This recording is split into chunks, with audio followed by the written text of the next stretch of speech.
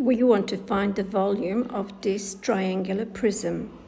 We call it a triangular prism because it has two faces that are triangular. This one face and this second face.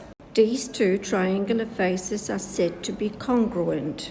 These two triangular faces are connected through three rectangular faces. The yellow rectangular face, the green rectangular face, and the blue rectangular face. The length of connection of the rectangular faces between the two triangular faces, in our case, is 4 centimeters. 4 centimeters in here and 4 centimeters here. There is a uniform length between one triangular face and the other congruent triangular face.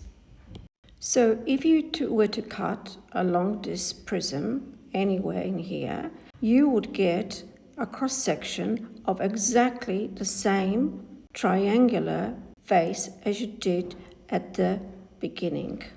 I mean the front of the prism and the back. And so the volume of a triangular prism is equal to area of base triangle times its length, which happens to be 4 centimeters.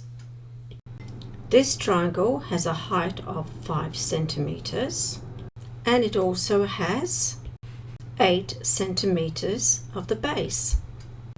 Therefore, finding the area of a triangle is just using the formula for the area of a triangle. So if we substitute for base 8 centimeters and we multiplied it by the height, which is 5, we will divide this by 2 and we will calculate this. 8 times 5 is 40. Divide that by 2. That will be equals to 20 centimeters squared. Now all we need to do is to calculate the volume, and that means we multiply this 20 centimeters by the length of that prism, and that is 4 centimeters, and our answer will be 80, and this is volume, so it'll be 80 centimeters cubed. And you can check out some of the other measurement problems in my playlist at Excel at School.